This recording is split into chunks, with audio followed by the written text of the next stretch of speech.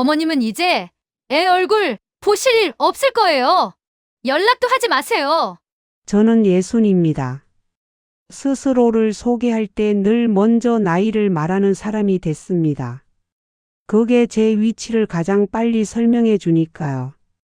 저는 수도권 외곽에서 방문 요양 보호사로 일했습니다. 남의 집에 들어가 남의 부모를 씻기고 먹이고 재워드리는 일을 24해 했습니다. 사람들은 그걸 착한 일이라고 부르지만 저는 그냥 생계였습니다. 제 손으로 키운 건 제 아들 하나뿐이었고 남편은 오래전에 세상을 떠났습니다. 그래서 저는 늘 혼자 결정하고 혼자 버텼습니다. 누군가에게 기대는 법을 잊은 지 오래됐습니다. 그게 제 자랑이었고 동시에 제 약점이었습니다. 1화. 어머님은 이제 애 얼굴 보실 일 없을 거예요. 그 문장은 통보였습니다. 상의도 아니고 감정도 아니고 설명도 없었습니다. 그냥 결정이었습니다.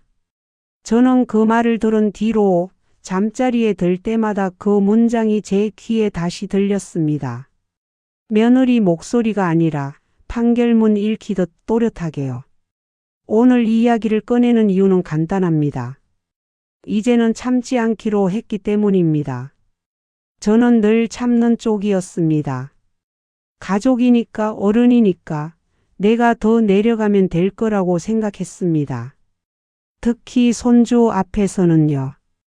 손주를 보려면 저는 조용해야 했습니다. 불편한 기색을 숨기고 말수를 줄이고 항상 그래 알겠다로 끝내야 했습니다. 며느리는 처음부터 무례하지는 않았습니다. 처음 만났을 때도 결혼 전에도 말투는 공손했습니다. 하지만 그 공손함에는 늘 선이 있었습니다. 가까워지지 않는 선, 넘지 말라는 선. 저는 그 선을 존중한다고 생각했지만 지금 와서 보면 그건 존중이 아니라 거리 유지였습니다. 아이가 태어난 뒤부터 그 선은 규칙이 되었습니다. 오시기 전에 미리 말씀 주세요. 애 낮잠 시간엔 피해 주세요. 밖에서 잠깐만 보세요. 처음에는 다 이해할 수 있는 말들이었습니다.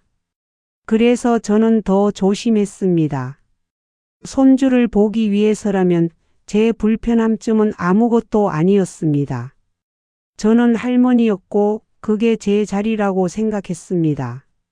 하지만 어느 순간부터 저는 할머니가 아니라 관리 대상이 되어 있었습니다. 손주를 보려면 조건이 붙었고 조건을 어기면 다음 기회는 없었습니다. 웃고 있으면 허락이 있었고 표정이 굳으면 연락이 끊겼습니다. 그날도 그랬습니다. 손주 생일이 다가와서 저는 아들에게 연락했습니다. 얼굴만 보겠다고 잠깐이면 된다고. 아들은 말끝을 흐렸습니다. 수진이가 좀 예민해. 그래서 저는 며느리에게 직접 연락했습니다. 짧게 말했습니다. 내일 애 생일이라 얼굴만 잠깐 보자. 그때 며느리가 말했습니다. 오지 마세요. 저는 이유를 물었습니다. 그러자 며느리는 잠시 숨을 고른 뒤 이렇게 말했습니다. 애가 어머님 불편해해요.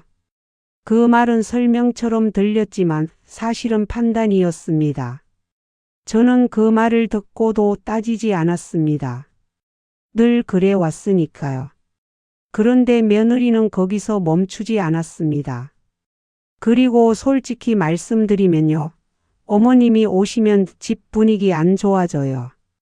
그 순간 저는 제가 사람이 아니라 분위기를 해치는 요소가 된 느낌이었습니다.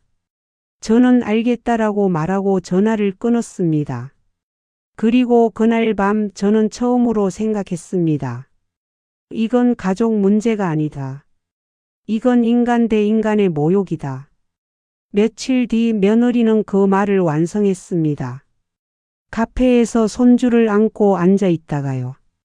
제가 아이를 보려고 손을 뻗자 며느리는 몸을 뒤로 빼며 말했습니다. 어머님은 이제 애 얼굴 보실 일 없을 거예요. 연락도 하지 마세요. 그 문장은 선언이었고 단절이었고 경고였습니다. 그리고 그 자리에서 아들은 아무 말도 하지 않았습니다. 물만 마셨고 며느리를 따라 나갔습니다. 그날 집에 돌아와 거울을 보면서 저는 제 얼굴이 낯설었습니다. 울고 있지도 않았고 화가 나 있는 것도 아니었습니다. 다만 어떤 결심이 정리된 얼굴이었습니다. 나는 참는 어른이기를 그만두겠다. 이 이야기는 그 결심 이후의 이야기입니다. 아직 아무것도 끝나지 않았고 아무것도 돌려주지 않았습니다. 다만 한 가지는 분명합니다. 그 문장을 던진 사람은 며느리였지만 그 문장을 어떻게 끝낼지는 이제 제가 정합니다. 이화. 저는 원래 말을 아끼는 사람이 아닙니다. 다만 말을 하면 일이 커진다는 걸 너무 일찍 배웠을 뿐입니다. 그래서 저는 늘 한 박자 늦게 말했고 한 문장 덜 말했고 그 대신 오래 참았습니다. 가족 안에서는 그게 미덕이라고 믿었고요. 아들이 며느리를 처음 데려왔을 때도 그랬습니다. 저는 굳이 따지지 않았습니다. 학벌, 집안, 직업. 그런 건 중요하지 않다고 생각했습니다. 아들이 좋아하면 그만이라고, 그게 부모의 역할이라고 스스로를 설득했습니다. 그게 제 첫 번째 선택이었습니다. 따지지 않기로 한 선택. 결혼을 준비하는 동안에도 저는 뒤로 물러났습니다. 혼수 이야기가 나올 때마다 요즘 세상에 그런 거 없다고 먼저 말했고, 집 이야기가 나왔을 때도 니네가 편한 쪽으로 해라고 했습니다.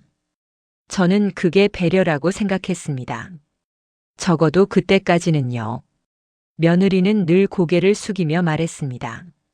어머님 너무 감사해요. 그 말은 틀리지 않았습니다. 하지만 그 말 뒤에 따라오는 행동은 늘 달랐습니다.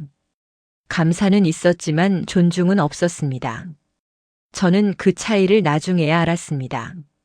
아들이 결혼하면서 보증금이 필요하다고 했을 때 저는 망설이지 않았습니다. 제가 평생 모은 돈이 많지는 않았지만 자식이 시작하는데 보태는 건 당연하다고 생각했습니다. 저는 그 돈을 건네면서 조건을 달지 않았습니다. 나중에 돌려줘라는 말도 하지 않았고 이건 엄마가 해준 거다라는 말도 삼켰습니다. 그게 두 번째 선택이었습니다. 말하지 않기로 한 선택. 며느리 앞에서는 더 그랬습니다. 돈 이야기를 꺼내면 관계가 어색해질까봐 저는 아들하고만 짧게 정리하고 넘어갔습니다. 며느리는 그 돈이 어디서 왔는지 정확히 묻지 않았고 저는 굳이 설명하지 않았습니다. 그 침묵이 편하다고 생각했습니다. 지금 생각하면 그 침묵이 제 자리를 지웠습니다. 아이가 태어나고 나서부터는 선택의 방향이 더 분명해졌습니다. 모든 선택의 기준이 손주가 되었습니다. 손주를 보기 위해서라면 저는 얼마든지 물러날 수 있었습니다. 그게 할머니의 도리라고 믿었으니까요. 처음 손주를 안았을 때 저는 말도 못했습니다. 작고 따뜻해서 숨 쉬는 것만 봐도 눈물이 날 것 같았습니다. 그 아이 앞에서 저는 다시 사람이 되는 기분이었습니다. 그래서 더 조심했습니다. 그 아이를 핑계로 며느리에게 싫은 소리 하지 않으려고요. 며느리는 그걸 잘 알고 있었습니다. 제가 손주 앞에서 어떤 사람인지, 어디까지 참을 수 있는지. 그래서 며느리는 요구를 아주 조금씩 늘려갔습니다. 눈치채기 어려울 정도로요. 어머님, 애가 예민해서요. 어머님, 지금은 피곤해요. 어머님, 오늘은 좀 쉬세요. 처음에는 배려처럼 들렸습니다. 그래서 저는 그래, 내 말이 맞다고 고개를 끄덕였습니다. 그게 세 번째 선택이었습니다. 불편함을 감정으로 만들지 않기로 한 선택. 그러다 어느 날 제가 손주를 안고 있는데 며느리가 말했습니다. 어머님, 애 너무 오래 안지 마세요. 그 말이 왜 그렇게 아프던지요. 저는 아무 말도 하지 않고 아이를 내려놓았습니다. 그때 저는 느꼈습니다. 제가 허락받은 범위 안에서만 존재할 수 있다는 걸. 그 이후로 저는 더 조심했습니다. 말수도 줄였고 표정도 관리했습니다. 손주 앞에서는 늘 웃으려고 했고 며느리 앞에서는 더 공손해졌습니다. 저는 그게 관계를 지키는 방법이라고 생각했습니다. 네 번째 선택이었습니다. 나를 줄이기로 한 선택. 그런데 이상하게도 제가 줄어들수록 며느리는 더 편해 보였습니다. 제 의견이 사라질수록 며느리의 말은 더 단정해졌고 결정은 더 빨라졌습니다. 저는 어느 순간부터 가족의 한 사람이 아니라 조용한 배경이 되어 있었습니다. 아들은 그 사이에서 아무 말도 하지 않았습니다. 며느리가 결정하면 아들은 그 결정을 전달하는 역할만 했습니다. 수진이가 그러는 대로 시작하는 문장이 늘어날수록 저는 아들과 대화하는 시간이 줄어들었습니다. 그게 다섯 번째 선택이었습니다. 아들과의 거리를 모른 척하기로 한 선택. 어느 날 제가 아들에게 조심스럽게 말했습니다. 나 요즘 애 얼굴 보기 힘들다. 아들은 한숨을 쉬며 말했습니다. 엄마, 그냥 좀 이해해. 그 말에는 이유도 설명도 없었습니다. 그냥 받아들이라는 뜻이었습니다. 그날 저는 혼자 생각했습니다. 이해라는 말이 왜 늘 저한테만 오는 걸까? 손주를 보기 위해 저는 더 많은 선택을 했습니다. 연락은 짧게, 방문은 최소로, 질문은 금지. 제가 그 규칙을 잘 지키면 며느리는 가끔 사진을 보내줬습니다. 그 사진 한 장이 제 하루를 버티게 했습니다. 그게 얼마나 비정상적인 구조인지 그때는 몰랐습니다. 돌이켜보면 저는 이미 오래전부터 조건부 관계 안에 있었습니다. 손주를 볼 수 있는 권리는 제 감정과 교환되는 것이었고 제 침묵과 바뀌는 것이었습니다. 저는 그걸 가족이라고 착각했습니다. 이제 와서야 알겠습니다. 그건 가족이 아니라 통제였습니다. 그리고 저는 그 통제에 너무 오래 협조했습니다. 이 화의 끝에서 저는 아직 분노하지 않습니다. 다만 한 가지를 분명히 합니다. 제가 참아온 선택들은 다 이유가 있었고 그 이유는 사랑이었습니다. 손주를 향한 사랑, 그리고 아들을 향한 마지막 기대. 하지만 그 사랑이 저를 어디까지 끌어내렸는지는 다음 이야기에서 더 분명해질 겁니다. 3화. 어떤 말들은 듣는 순간 바로 이해되지 않습니다. 시간이 지나서야 그 의미가 천천히 스며듭니다. 저에게는 애가 어머님 불편해 해요라는 말이 그랬습니다. 처음 들었을 때는 그냥 핑계라고 생각했습니다. 아이가 예민해서 요즘 낯가림이 있어서 그런 말들이겠거니 했습니다. 그래서 저는 더 조심했습니다. 목소리를 낮추고 손주에게 손을 뻗기 전에는 항상 며느리 눈치를 봤습니다. 하지만 그 말은 핑계가 아니었습니다. 그건 방향이었습니다. 그날 이후로 손주를 보는 방식이 완전히 바뀌었습니다. 이전에는 오지 마세요였다면 이제는 조건이 붙었습니다. 밖에서만 보세요. 잠깐만요. 안 하는 걸로요. 저는 그 조건들을 하나씩 받아들였습니다. 왜냐하면 조건을 거절하면 다음 기회가 없다는 걸 이미 알고 있었으니까요. 손주를 보고 싶다는 마음은 협상의 여지가 없었습니다. 그런데 조건은 점점 늘어났고 설명은 점점 줄어들었습니다. 어느 날은 손주를 보기로 한 날이었습니다. 저는 약속 시간보다 일찍 도착했습니다. 혹시나 늦을까봐, 혹시나 또 취소될까봐. 그런데 며느리에게서 메시지가 왔습니다. 오늘은 애 컨디션이 안 좋아요. 다음에 봐요.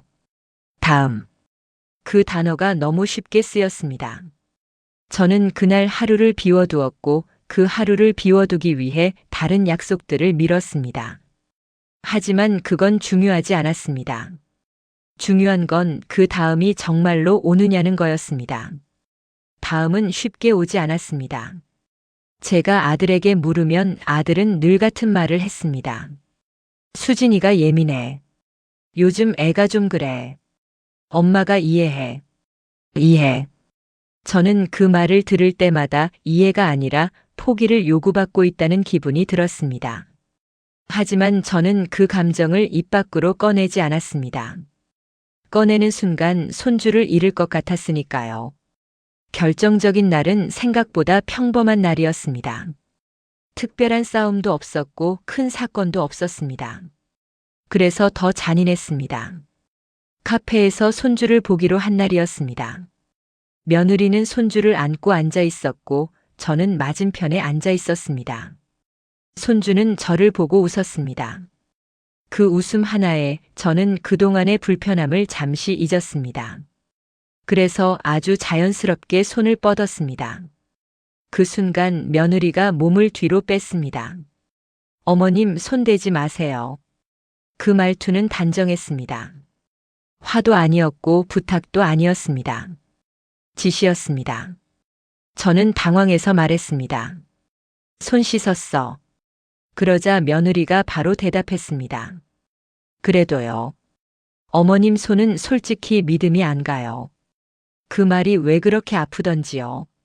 저는 남의 집 어르신들 몸을 씻기며 살아온 사람입니다.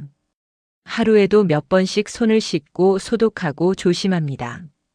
그런데 며느리는 제 삶 전체를 한 문장으로 정리했습니다. 믿음이 안 간다고요.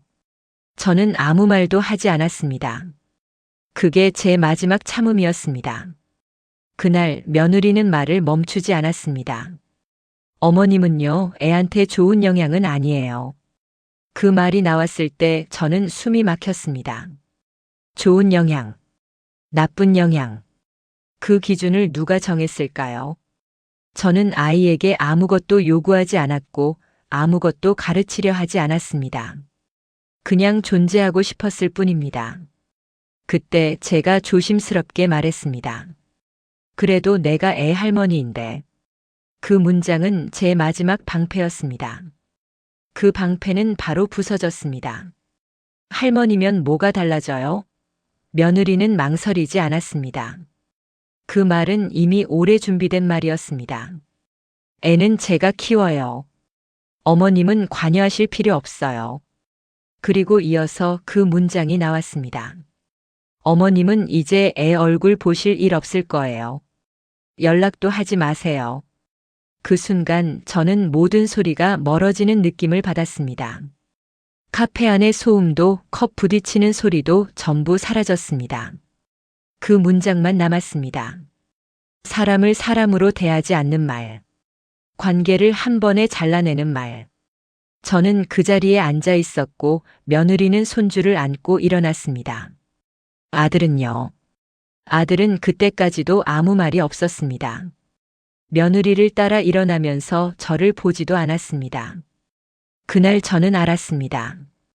이건 더 이상 오해도 감정 싸움도 아니라는 걸요. 집에 돌아와서 저는 혼자 앉아 있었습니다. 울지 않았습니다. 울면 제가 진 것 같았으니까요. 대신 아주 또렷하게 생각했습니다. 손주를 인질로 삼는 순간 이미 선은 넘어갔다. 그날 이후로 저는 기다리지 않았습니다. 연락도 하지 않았고 설명을 요구하지도 않았습니다.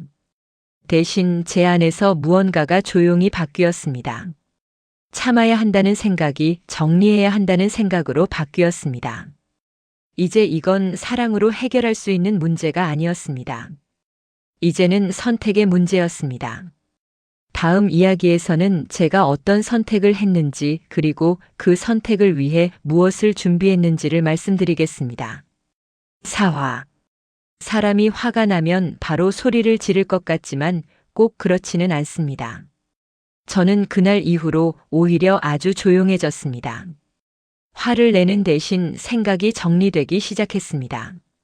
손주를 못 본다는 사실은 아팠습니다. 그건 지금도 아픕니다.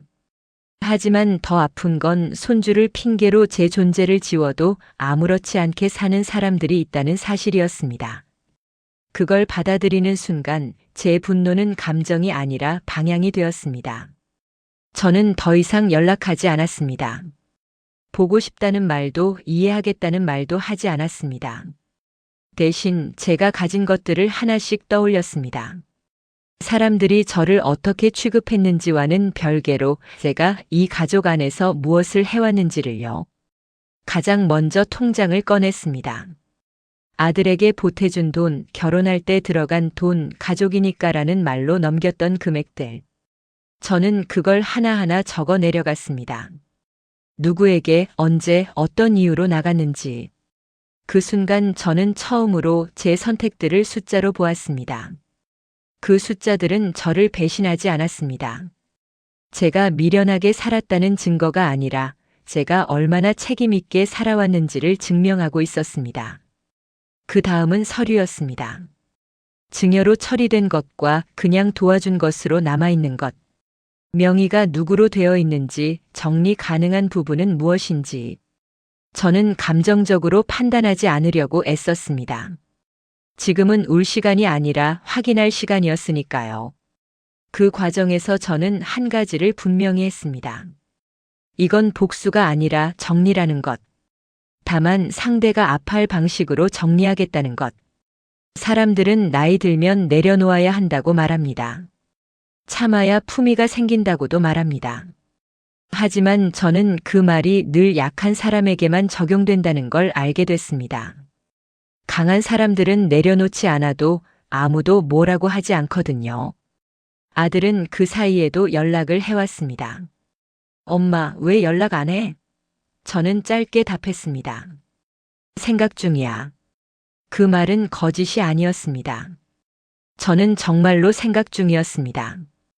이 관계를 어떻게 끝낼지, 어디까지가 제가 감당할 수 있는 선택인지.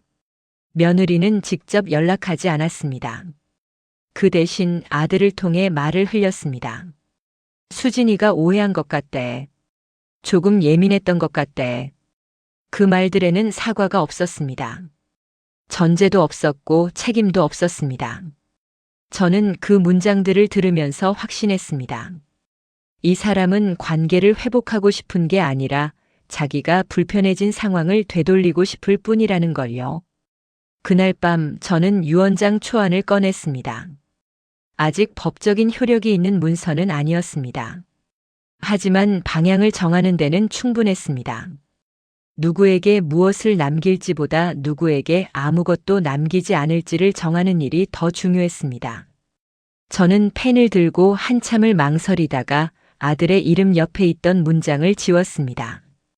그 문장을 지우는데 생각보다 오래 걸리지 않았다는 사실이 저를 조금 놀라게 했습니다. 그날 저는 제 마음을 인정했습니다. 나는 착한 어른이 되고 싶은 게 아니라 존엄을 지키고 싶은 거구나. 그 이후로 제 말투는 달라졌습니다. 부드럽지만 짧아졌고 설명하지 않지만 단정해졌습니다. 저는 더 이상 이해를 구하지 않았습니다. 이해는 이미 충분히 했으니까요. 주말에 아들이 찾아오겠다고 했습니다. 엄마, 우리 한번 얘기하자. 저는 날짜를 정해줬습니다. 그리고 그날까지 제가 해야 할 준비를 끝냈습니다. 서류는 정리됐고 마음도 정리됐습니다. 남은 건 실행뿐이었습니다. 아직은 말하지 않겠습니다. 그날 어떤 말이 오갔는지, 누가 먼저 흔들렸는지. 다만 하나는 분명합니다. 그날 이후 이 관계의 주도권은 제 손에 있었습니다. 다음 이야기에서는 제가 더 이상 참지 않겠다고 선언한 그날, 그리고 어떤 선택을 실행했는지를 말씀드리겠습니다. 5화. 사람들은 복수를 계획하면 밤잠을 설친다고 말합니다. 저는 달랐습니다. 그날 아침 오히려 잠이 깊었습니다. 이미 마음으로는 끝난 일이었으니까요. 아들과 며느리가 집에 들어왔을 때 저는 차를 끓이고 있었습니다. 손이 떨리지도 않았고 목소리도 평소와 같았습니다. 그게 오히려 그들을 불안하게 만들었을 겁니다. 사람은 화가 나 있으면 예측이 되지만 정리된 사람은 그렇지 않으니까요. 앉아. 제가 먼저 말했습니다. 아들은 눈치를 받고 며느리는 집안을 훑었습니다. 마치 어디에 덫이 있는지 찾는 사람처럼요. 테이블 위에 봉투를 올려두었습니다. 두툼하지도 얇지도 않은 봉투였습니다. 이체 내역, 증여 관련 서류, 그리고 제가 정리한 유언 방향 메모. 법적인 문서라기보다는 선택의 증거들이었습니다. 아들이 먼저 말을 꺼냈습니다. 엄마, 이게 뭐야? 저는 대답하지 않았습니다. 대신 며느리를 봤습니다. 며느리는 봉투를 보는 순간 표정이 바뀌었습니다. 그 표정은 죄책감이 아니라 계산이었습니다. 무엇을 잃을 수 있는지, 얼마나 잃게 될지 계산하는 얼굴. 수진아. 제가 조용히 불렀습니다. 내가 나한테 했던 말 기억하니? 며느리는 대답하지 않았습니다. 저는 그 침묵이 필요했습니다. 그래서 천천히 그 문장을 다시 꺼냈습니다. 어머님은 이제 애 얼굴 보실 일 없을 거예요. 그 문장을 듣는 순간 며느리는 시선을 피했습니다. 아들은 그제야 상황을 눈치챘습니다. 엄마, 그게 무슨 뜻이야? 저는 아들을 보지 않았습니다. 그날 카페에서 아들은 물만 마셨으니까요. 내가 손주로 나를 끊었듯이 제가 말했습니다. 나는 내가 가진 걸로 너희를 끊을 거야. 그 말이 떨어지자 며느리는 바로 태도를 바꿨습니다. 어머님, 그건 너무 극단적인 선택이에요. 극단적. 자기들이 먼저 선택한 단절은 극단이 아니고 제가 선택한 정리는 극단이라는 말이었습니다. 저는 고개를 끄덕였습니다. 그래. 극단적일 수 있지. 하지만 공평해. 아들은 급히 끼어들었습니다. 엄마, 애 생각해서라도. 저는 그 말을 끊었습니다. 애를 먼저 생각한 사람이 누군지 그날 카페에서 이미 정해졌어. 그 순간 며느리는 손주 이야기를 꺼냈습니다. 어머님, 애가 요즘 할머니 찾기도 해요. 그 말은 회유였습니다. 손주를 다시 미끼로 꺼내는 방식. 저는 그 말을 들으면서도 마음이 흔들리지 않았습니다. 이미 한 번 인질로 쓴 카드는 두 번 통하지 않습니다. 늦었어. 제가 말했습니다. 손주를 조건으로 내놓는 순간 너는 나한테서 모든 권리를 잃었어.